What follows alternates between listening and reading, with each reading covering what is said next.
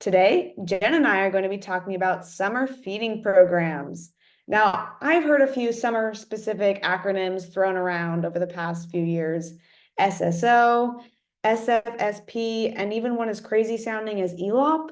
Jen, can you please explain to us nationwide what are the different USDA summer feeding programs? Yeah, absolutely. And hi, everyone. Welcome. Thanks so much for joining us. Beautiful to be here with everyone again this week. Yeah, lots of summer programs, right? Lots of acronyms. It's a little bit like alphabet soup.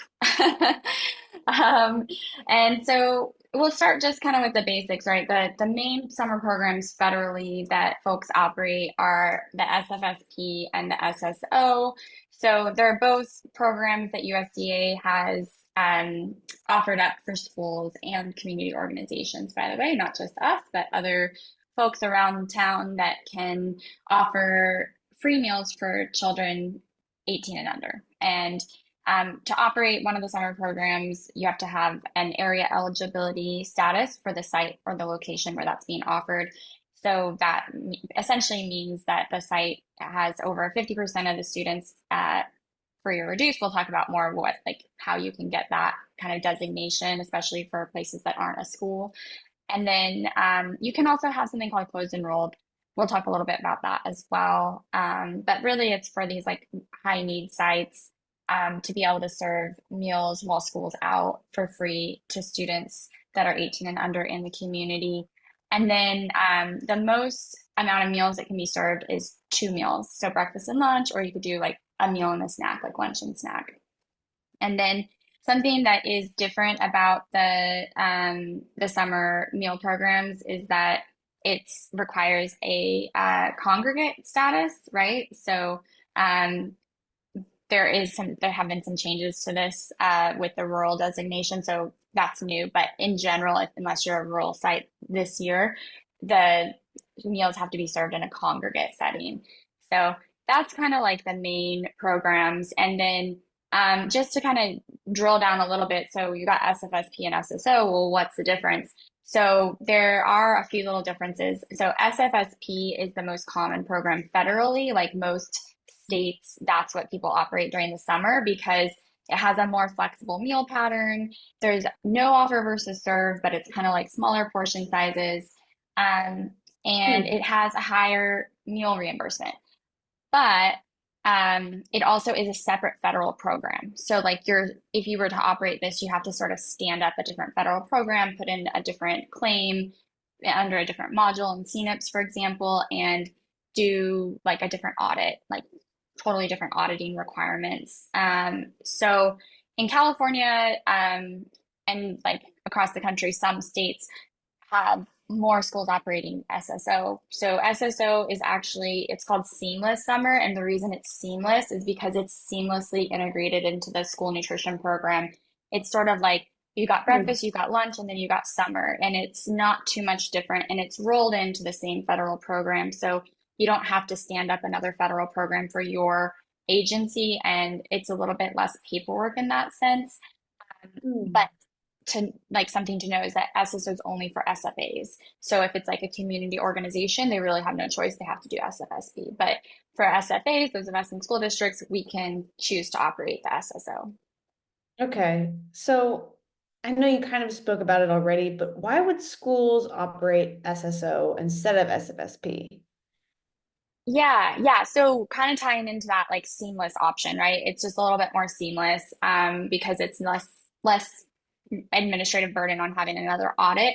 The other thing is that, like I was saying, federally, most schools actually pick SFSP because it has a higher reimbursement rate federally. But in California, because we have the state meal reimbursement, and we're very fortunate, the reimbursement is essentially the same.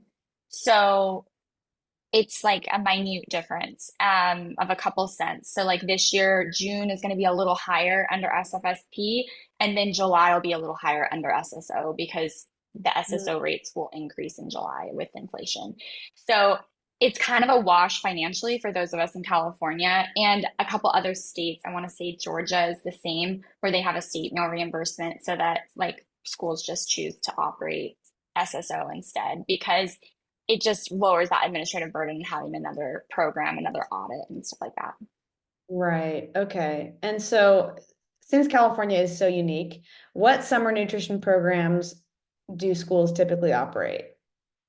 Yeah, so typically we've got SSO, that's like 99% of school districts in California operate SSO. We do have a couple, including a couple of our clients that choose to operate SFSP for various reasons, but far and wide, everyone does SSO through their school district. And then you also have folks operating NSLP and school breakfast program over the summer, especially with universal meals, because then it's still a way to offer free meals. And you can choose to offer NSLP and school breakfast over the summer if you have an academic summer school program going. So, like if it's a school day, like ESY or academic summer school for credit recovery, then schools are operating NSLP and school breakfast.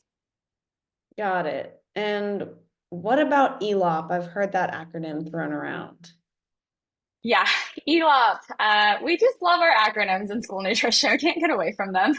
Um, so ELOP, yes, what is this? This is a special state thing in California. So it's essentially a way to help students have extra like enrichment and extra learning opportunities. Expanded Learning Opportunities Program is what it stands for. And it's not considered a school day. So that's really important when you're trying to think about what you're going to do with the summer or the school breaks. ELOP on its own is not considered a school day. It's like by definition, it's not a school day. It's for lost learning. It's like expanded learning opportunities outside of a school day. So um, essentially what you can do if you have ELOP this summer, which a lot of us do, you can do SSO or SFSP if the site is area eligible. Or you could do NSLP or school breakfast program, but only if there's also an academic summer school program happening on the same campus. So let's say you have a comprehensive high school where they're going to do like credit recovery for students to make up lost learning, or for students who are nerds like me and chose to go to summer school every summer when I was in high school, just for fun. You have those types of academic programs. If you also had ELOP going on at the campus at the same time as the other academic program, then the ELOP students would be welcomed into the NSLP feeding environment, right? So it's sort of, if you have an academic summer school or ESY happening on the same campus, it opens the door to offer NSLP to everyone. So that's really important to know. I think like, especially right now in March when people are planning for summer, we've been talking to some clients about that with the districts are sort of trying to figure out like what they're doing with their sites, some of them right now. So you can say, hey, like instead of putting ELOP over here and ESY over here, can we, if they're not area eligible, can we like combine those to make sure that we can feed ELOP kids under a reimbursable program? Because as you can see from my third point here, you've got really the only other option to feed ELOP students if there's no academic program where NSLP is allowable and there's no area eligibility is to essentially do catering, which Mm. is not ideal, right? Because then that comes out of ELOP funds where the ELOP fund has to pay for some sort of meal or snack to be offered.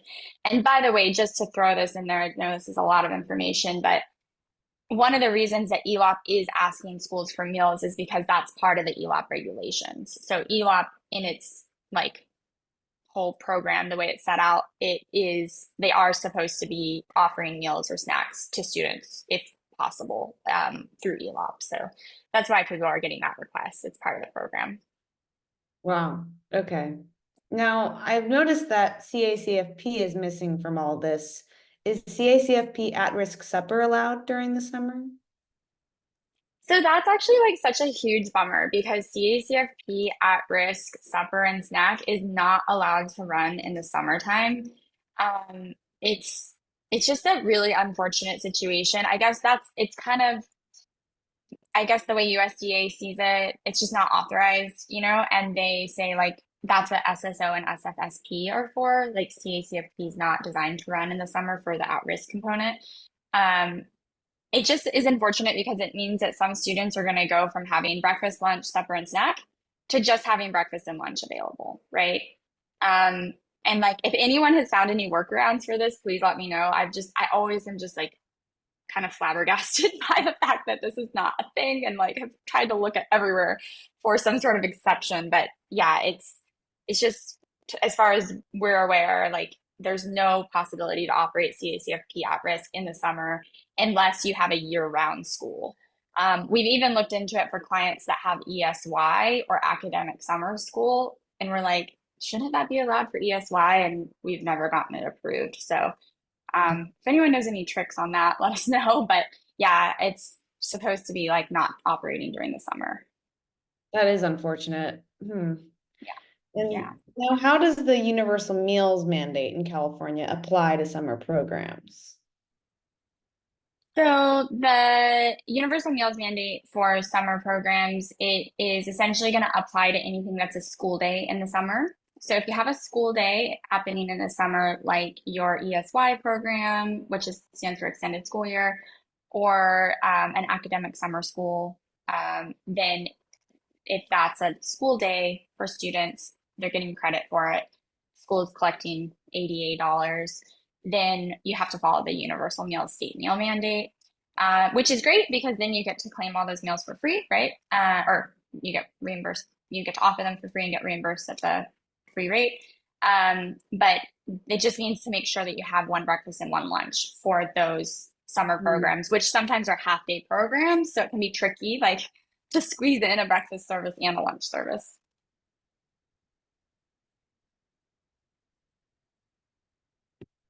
And then I have this chart I wanted to share, and we'll throw this in the chat box. This is a kind of like collective brain dump of information that sort of pertains to everything that we were just talking about. So you guys can take a look at this if it's helpful.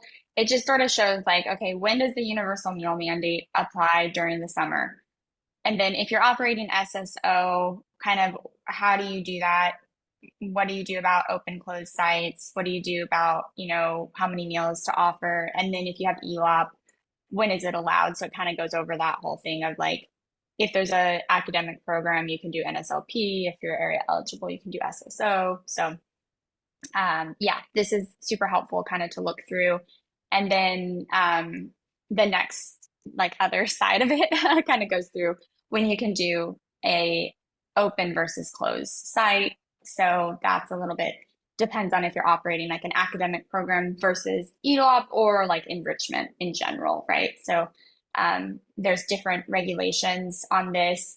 And some of this is also not necessarily one of the reasons we made these charts is because it's not all super, super clear on the website, right? So a lot of this has been built through like, we got this answer in this email, we got this answer, like we've clarified things on this chart and like put them somewhere because like it's hard to sort of map it out from reading the guidance on the website of like the CDE or USDA websites.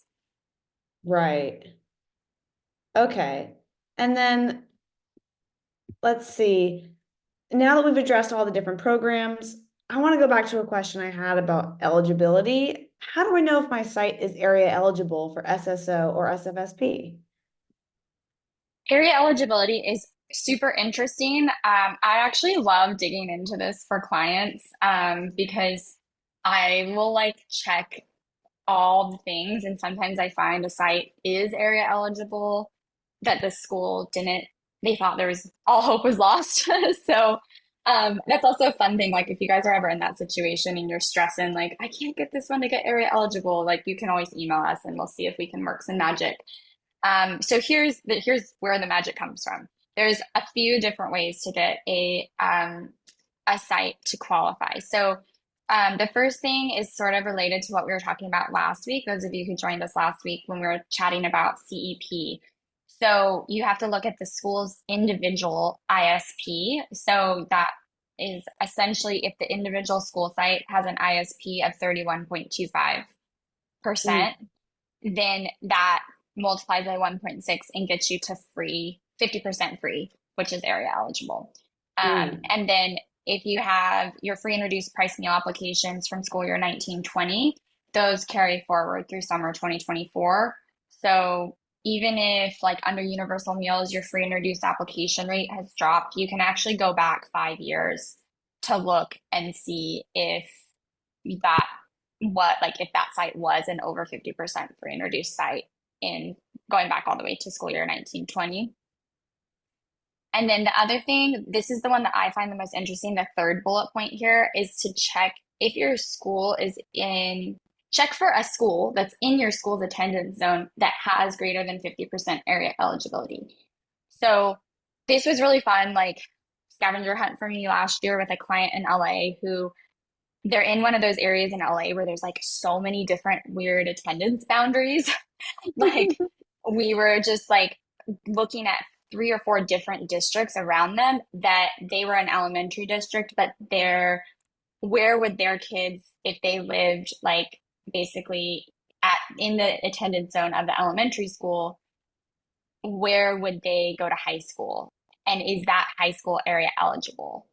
And so Mm, that's how you can kind of like, I don't know, it's like you're riding off of another school in your attendance zone. So like the mhm, feeder middle school, the feeder high school, or on the contrary, if it's like a high school, but there's an elementary school in the zone. So you're looking at the attendance zones. And I think this is particularly interesting to those of you who are in like a K through 8 or a 9 through 12 district, because sometimes you look at your own district data, but you're not thinking like, oh, what about outside our district? So keep that in mind in case you're struggling with this and kind of look at like the nearby high school. And sometimes they are higher free and reduced because they have just a bigger student population. Um, and then there's also census data through the area eligibility mapper from USDA and then the No Kid Hungry map as well. So those are a bunch of different ways that you can try to get your site to count as an area eligible site so you can do SSO this summer or SFSP if mhm. you choose. Yeah. Okay. And let's say an SFA operates CEP district-wide. Can I qualify their SSO site based on the district ISP, or does each site need to qualify based on their individual ISP? Yeah, so if you're serving, so you'd be serving at an individual site. So they say like for summer and this goes for like summer programs and also CACFP at risk designations as well. The area eligibility rides off the site. So Mm. you just look at that individual ISP that was determined during your base year, and you would need to use that. Now, the only thing that I want to caveat this with is the thing that Alex brought up, was that last week or the week before when we were talking about um, some of the CEP stuff. So it does look like there's a new designation from USDA that you can determine an ISP for summer, but we just don't have guidance from CEP on that, or from Mm. CDE, sorry. So let's say you have a CEP district and then all of your students go to one high school that is not area eligible and doesn't have the higher ISP, but it's in your group. Let's say that your whole district is CEP, but the comprehensive high school where summer school is held, where like students from all over go, that actual ISP is 25. Okay. If Mm. that happens, you may be able to have a special ISP just for summer based on the collective, like, you know, kids who feed into that for just summer. So, but that's brand new and we don't really know how that works yet. So I'm just like flagging that for you. If you're in that situation, we can kind of dig into it a little bit more and you can talk to CDE to be like, hey, can you give guidance on this? Because it's something that was just kind of mentioned in a USDA memo, but we haven't really gotten good clarification on it yet, unfortunately. So, yeah. Mm. Okay, no, that's helpful. But what if I'm not area eligible? Yeah, we pulled out all the tricks. Magic wand's not working. Um, so basically, like again, remember if you are not area eligible but you have an academic summer school program, then you can just operate NSLP. That's cool. That's easy. Just make sure Hmm. you follow the state mandate if you're doing that, right? So if you have ESY or academic summer programs, and then if you have a summer program that's enrichment only and it's not academic, then you can't do NSLP. If it's not area eligible, you can't really do summer or SFSP. So you can always check with CDE to see if they have any ideas for you, but in general, that means that there's no ability to offer like a reimbursable program but it may be that the district will pay you to like cater meals or something like that, which some folks are doing. Yeah. Okay. Now, I've heard a lot about community feeding within the context of SSO. Can you tell me more about when a site needs to be classified as open versus closed? Yes, I do want to dig into that because we get a lot of questions on that. So, in general, I feel like we all just sort of have to accept the fact that like the intention of SSO and SFSP is to open up sites to the community. And in general, that's gonna be the answer, that you have to open up the site to anyone in the community to drop in. Now, I know from being a director who operated these programs that not, depending on where you're at, not that many people come, but that's part of the program. Now so most sites far and wide will be considered open sites, but there are circumstances where you can do a closed site or a closed enrolled site under SSO. And that is on that back page of the chart that we popped in the chat earlier. So I'll just dig into this a little bit more. I know it's kind of small for everyone, but essentially the main thing is that if you're doing an academic summer program, in our experience, CDE is not approving a closed enrolled site at all. They're saying if it's academic summer programs, ESY, summer school, you have to open up the site. But remember, if you really don't want to open up the site during an academic summer program, what can you offer? NSLP, right? Because that doesn't require community feeding. So, and then if it's ELOP or like enrichment, like a different let's say that it's not ELOP, but it's like just an enrichment program that the district has funding for. If that's happening over the summer, then technically they have approved closed enrolled sites, but you have to be able to prove that at least 50% of the students who are enrolled during the summer are over 50% free and reduced, right? So through direct certification or like if they have an application on file. So that site still has to qualify based on the students enrolled if you're going to do closed enrolled. And then the other option, if you want, because some people are definitely really concerned about security. I mean, we're all concerned about security on our school campuses. So doing like a restricted open site, it's still an open site, but it gives you a little bit more option to just not have every like doors wide open and stuff like that, to have things like closed off a little bit for security purposes. So those are kind of the options there. So hopefully that makes sense. And again, like as we're going through this stuff, I see some questions coming in the chat. So feel free to pop questions in and we'll go through them in our discussion in a few minutes here. Yeah, no, thank you. And this chart is really helpful to look at, actually. I love the way you've broken it down here. Okay, now let's talk menus. Assuming most schools in California are going to offer SSO, what meal pattern do they follow? Yeah, I'm so glad we're bringing this up because I feel like this is like this thing that gets confusing sometimes. So remember, if you're offering SSO, it is going to follow the NSLP meal pattern. But if you think about it, you're supposed to serve children 18 and under, right? So then it becomes like, well, if I'm serving out of my comprehensive high school, obviously I want to follow my 9 through 12 menu because most of the kids that'll be on campus will be 9 through 12 grade. But then what if there's a 2-year-old who shows up? It's like, do you give them the 12th grade meal pattern? You can. You don't have to have multiple meal patterns, but just fill out this form, SMP 39, and email it to your analyst. Usually people only get asked about this during an administrative review, but we always have all of our clients send it in just to cover their bases because technically if you don't have this waiver on file, you're supposed to have menus for multiple age grade groups. So this is like just super easy. You just fill it out and say, I'm serving out of my high school. I'm going to follow K through 12, but I potentially would serve, or sorry, I'm going to follow the 9 through 12 menu, but potentially I may serve, K through 8 and 0 through 5, and they just approve it. So, yeah, that is just kind of, again, something that we deal with when we audit prep people. And then I just like to get everyone, and I noticed that like CDE doesn't really remind people about this. So I don't know how important it is. I just like to be cautious and throw in, it's really easy to fill out. It takes like 5 minutes to fill it out and send it in. So then you have it on file. Okay.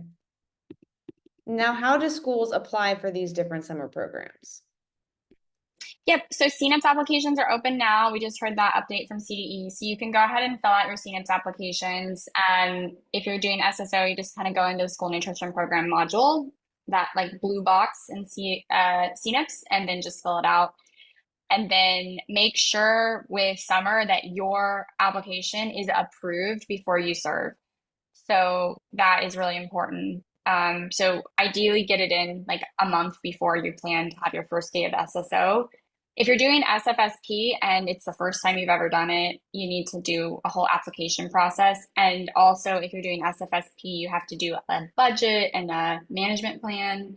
So just keep that in mind. It's going to take a little bit longer. So they recommend that for SFSP, you apply by May 15th.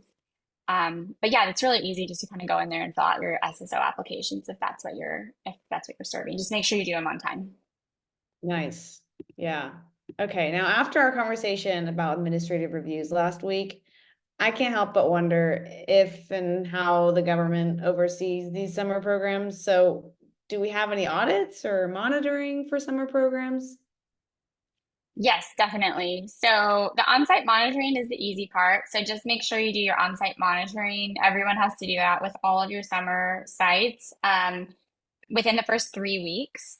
So if you think about it, probably just do it during June, like when most people launch in June, right? So just try to get that done in June before the 4th of July break. You should be within that 3 weeks, depending on your schedule. So this is the SSO site monitoring form. It's in CNIPS and it's in the Pro, and it'll be linked on the slides when you get them. And then just fill that out for each site. And then also keep in mind that you have to do some sort of advertisement in the summer.